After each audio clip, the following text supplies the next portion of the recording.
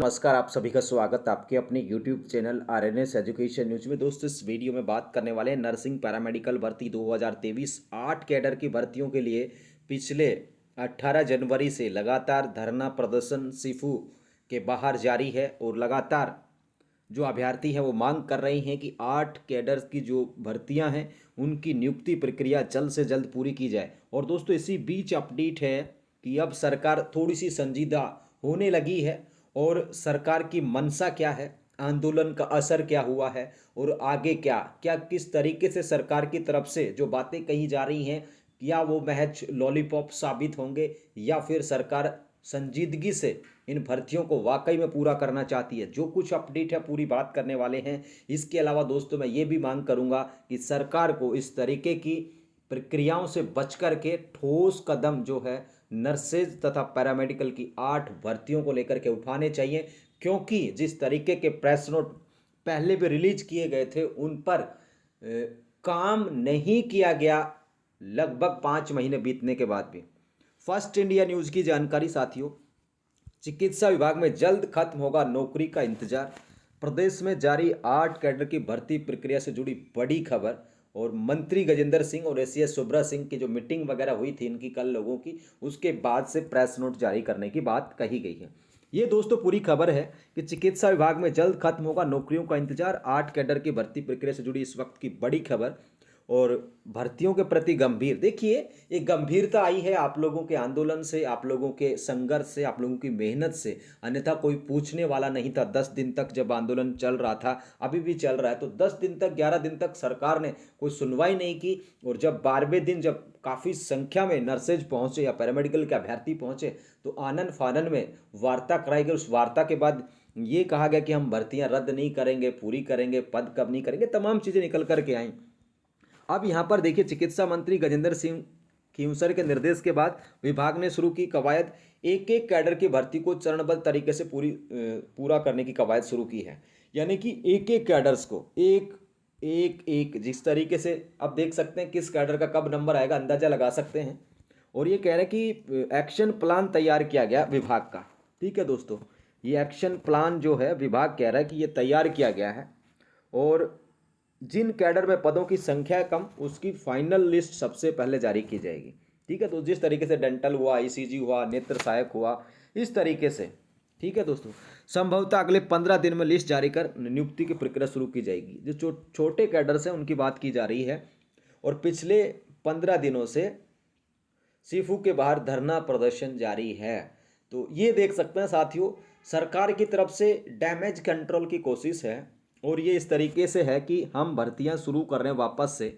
और उसके बाद धीरे धीरे, यानी कि दोस्तों कुल मिलाकर के अपने शब्दों में बात कहूं कि जिस तरीके का सरकार का ये जो एक्शन जो प्लान है, ठीक है ना, कथित तौर पर, क्योंकि जो एक्शन प्लान है इसके तहत आप लोगों को लोकसभा चुनाव की आचार संहिता से पहले नियुक्ति नहीं मिलने वाली, लोकसभा चुनाव के बाद नियुक्ति मिलेगी। ये जो सरकार का ये जो खबर है, और आज अगर प्रेस नोट में भी चीज़ें आ जाती हैं इस तरीके से लिखी हुई, तो इसका मतलब ये समझ लिए, यानी कि दोस्तों छोटे कैडर्स जो हैं वो 15-20 दिन या महीने में कितने सुलट सकते हैं, 2 या 3 कैडर अधिक से अधिक। लेकिन जो बड़े कैडर्स की भर्तियां हैं वो ये मान के चलो, देखिए दोस्तों 10 मार्च या 11 मार्च से आचार संहिता लागू हो जाएगी, या हो सकता है कि 2 दिन 10 मार्च से 2 दिन पहले, 10 मार्च से 2 दिन बाद, इसी डेट्स को आचार संहिता लग जाएगी।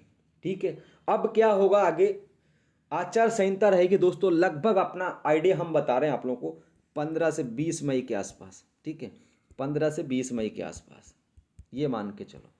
अब पूरा मई चला जाएगा, कोई कुछ काम नहीं होना, पूरा मार्च जाएगा, पूरा अप्रैल जाएगा और पूरा मई जाएगा।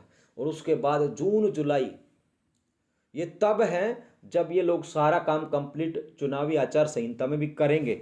और अगर राजस्थान विधानसभा चुनाव की तरह जैसे आचार संहिता लगी और इन्होंने डब्बा गोल कर दिया, तो फिर ये जून जुलाई में जाते हुए जगेंगे और फिर प्रक्रिया शुरू करेंगे और ये लंबा वक्त आप लोगों के लिए हो जाएगा।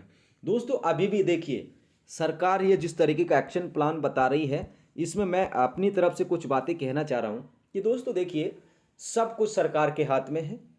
सरकार को चाहिए कि वो 10 दिन के अंदर रीवेरिफिकेशन करे अनुभव वाले, ठीक है, रीवेरिफिकेशन करे अनुभव वाले, जितने भी जो चीज़ें हैं कोर्ट कचहरी की, ठीक है ना, उनको सॉर्ट आउट करे तो ये टाइमिंग ली जा सकती है। और सबसे बड़ी बात, मान लीजिए समय तो लगना है भर्तियों में, देखिए इसमें कोई दो राय नहीं है, लेकिन फिर भी यदि कोर्ट कचहरी की चीज़ों में समय लगे और तमाम चीज़ें हों तो उसके लिए एक कैलेंडर जो है पहले ही जारी कर दिया जाए और चुनावी आचार संहिता ताकि प्रभावी ना हो।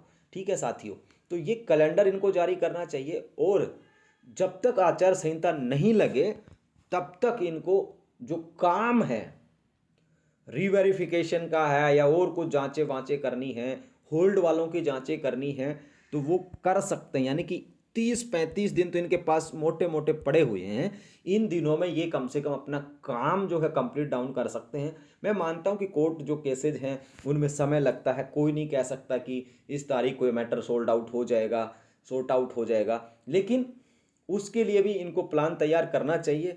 और ये जो इस तरीके की बातें हैं ये इस मीडिया चैनल्स में दी गई हैं कि चरणबद्ध करेंगे, ये करेंगे, ये एक तरीके से इसका मतलब साफ ये है, nursing officer, ANM, pharmacist, lab technician, radiographer, ये जो 5 बड़ी भर्तियां हैं ये आप लोकसभा चुनाव कंप्लीट होने तक यानी कि मई से पहले तो कुछ सोचना ही मत कि हो जाएंगी, भले ही ये प्रेस नोट कुछ भी रिलीज कर दें। दोस्तों जब दबाव पड़ता है तो सारी चीज़ें होती हैं, ठीक है।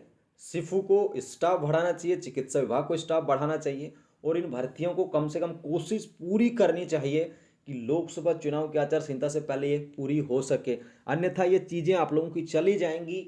मैं फिर कह रहा हूँ जून जुलाई अगस्त तक, ठीक है, तब तक इन भर्तियों का फ्यूचर लोकसभा चुनाव के बाद क्या हो सकता है आप भी जानते होंगे साथियों। जिस तरीके से अब जिस तरीके की चीज़ें सामने आई और उसके बाद इन भर्तियों को किस तरीके से आंदोलन ने बचा लिया, नहीं तो ये भर्तियां ही अलग रूट पे जा रही थी। ठीक है, तो आप लोगों की ताकत है दोस्तों, और ये आज का ट्वीट है, इसका समय आप लोग देख लीजिए।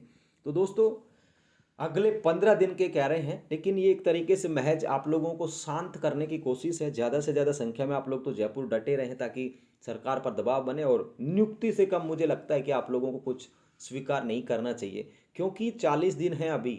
40 दिन में चाहे तो देखिए दिन रात, ठीक है, जब आप लोगों को याद होगा दोस्तों रीट के जब रिजल्ट आए थे तो किस तरीके से काम हुआ था, 24-24 घंटे काम हुआ था। जैसे आज 3 दिन में फाइनल रिजल्ट आया, जैसे मान लो आज 30 तारीख को फाइनल रिजल्ट आया, अगले 6 तारीख को वहाँ पर जिला आवंटन या नियुक्तियाँ जारी कर दी गई थी। तो इतना डिले 24-24 हज़ार 26-26 हज़ार बच्चों के, ठीक है, तो ये एक तरीके से कोशिश करनी चाहिए, ठीक है ना, सारी कोशिश करनी चाहिए। इसमें तो टोटल 20,000 बच्चे हैं जिनको नौकरियां देनी है, तो 20,546 जो लोग हैं उनको दे सकते हैं चाहे तो, क्योंकि 40 दिन का वक्त काफ़ी होता है।